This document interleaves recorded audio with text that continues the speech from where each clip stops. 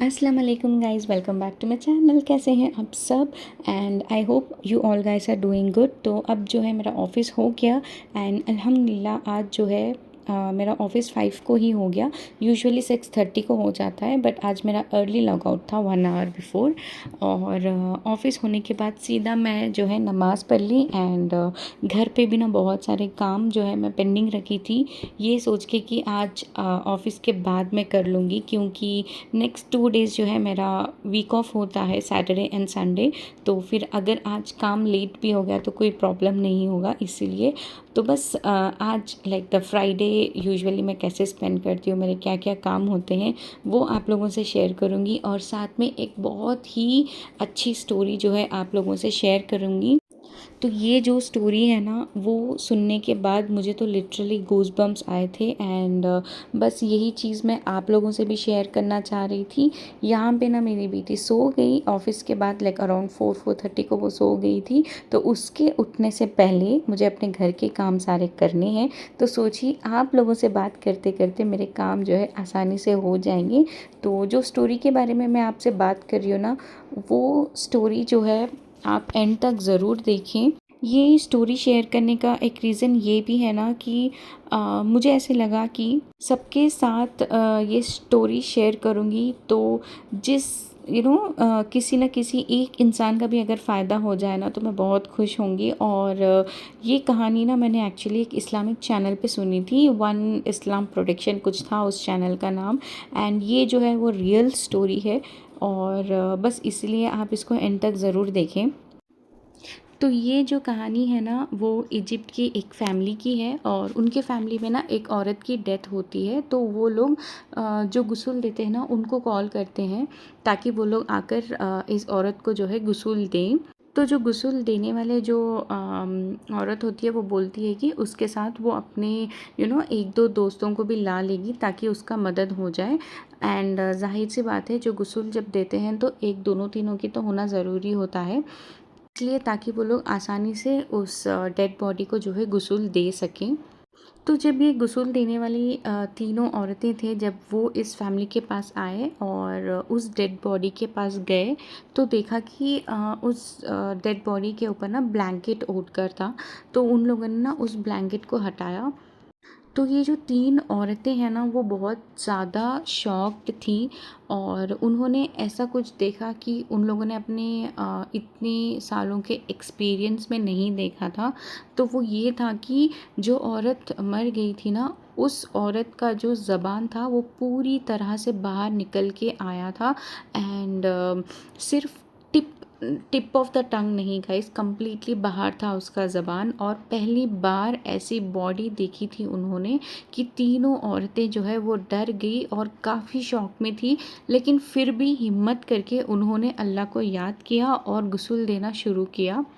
और ये भी कहा था कि उन्होंने जो है उस ज़बान को वापस मुंह में डालने के लिए बहुत ट्राई किया, लेकिन जितनी बार कोशिश कर रहे थे कि वो जो ज़बान है ना, वो वापस बाहर आ जा रहा था, जैसे कोई ज़बरदस्ती उसे बाहर निकाल रहा हो। उन्होंने फिर डिसाइड किया कि वैसे ही गुस्ल देते हैं। फिर उस बॉडी को जो है उठाकर वो लोग बाथटब में शिफ्ट किया गया था। एंड लेकिन उसके बाद ना जैसे ही बॉडी को टब में रखा, इतनी ज़्यादा बदबू यानी कि बैड स्मेल आ रही थी, वहाँ खड़े रहना भी मुश्किल हो गया था। जबकि उसको मरे हुए सिर्फ 2 घंटे ही हो रहे थे, इतनी गंदी स्मेल किसी नॉर्मल बॉडी से नहीं आती। फिर उन्होंने कहा कि हम गुस्ल नहीं दे सकते, लेकिन फिर अल्लाह को याद किया, हिम्मत जुटाई और फैमिली से जो है मास्क मांगा और मास्क पहनकर वो लोग जो है गुस्ल देने लगे थे।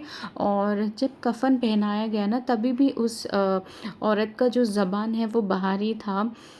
और जो औरत है उस बॉडी को गुस्ल दे रही थी ना, उसमें से एक औरत ऐसी थी कि वो इतना ज़्यादा डिस्टर्ब हो गई थी कि वो नेक्स्ट 2 डेज़ तक जो है वो सो नहीं पा रही थी। तो उसके दिल में आउट ऑफ क्यूरियोसिटी उसको ख़्याल आया कि वो इनके फैमिली मेम्बर्स के पास जो जो है वो जाके मिलेगी। एंड उसको जानना था कि ये जो औरत का डेथ हुआ है वो अपने ज़िंदगी में मतलब क्या करती थी, एंड उसका जो डेथ का रीज़न है वो ऐसा क्यों हुआ है। तो वो औरत गई उनके फैमिली को मिलने के लिए। तो तो जिसकी डेथ हुई थी ना, उसकी जो क्लोज़ रिश्तेदार है ना, वो तो पहले बताने के लिए रेडी नहीं थी। फिर उसके बाद उसने कहा कि like for the sake of Allah I will tell you the truth करके फिर उसने बताया सच उस मरी हुई औरत के बारे में।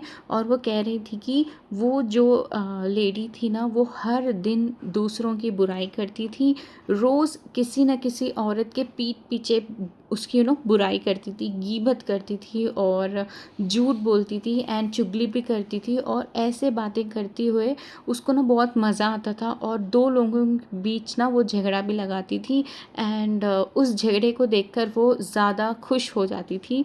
एंड ऐसा एक भी दिन नहीं गुजरता था उस औरत का कि जब उसने किसी की गिबत ना की हो।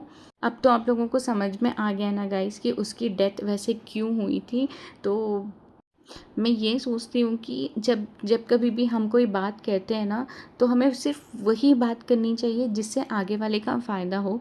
और अगर आपको लगे कि उस बात से किसी का नुकसान हो रहा है या किसी को प्रॉब्लम हो सकता है, तो उस बात को जो है हमें नहीं करना चाहिए एंड हमें काम रहना ही ज़्यादा बेहतर है। और ये जो बैक बाइटिंग, गीबत, चुगली, झूठ, ये सब जो है ये बहुत ही बड़े गुनाह हैं। अल्लाह ना हम सबको अपनी हिफाज़त में रखे एंड हम सबको इस चीज़ से बचाए। कभी जाने अनजाने में ना हम भी ग़ीबत करते हैं, तो हमें खुद भी नहीं पता चलता कि हम कितना बड़ा गुनाह कर रहे हैं। ज़िंदगी ना बहुत छोटी है, किसी को नहीं पता कि मौत कब आएगी। और इसलिए सबके साथ अच्छा रहो, किसी की बुराई मत करो।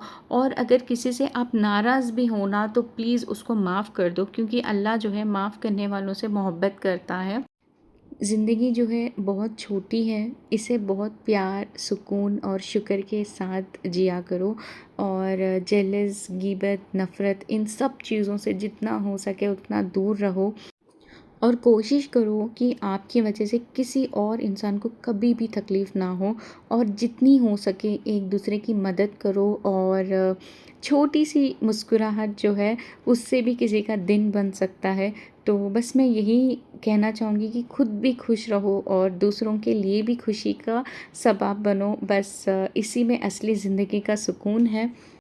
तो बस यही थी जो मैं आप लोगों सबसे शेयर करना चाह रही थी। और यहाँ पे जो है मेरी प्यारी सी बेटी का डिनर हो गया था और वो खुद भी फ्रेशन अप होके क्यूट से बैठी थी यहाँ पे।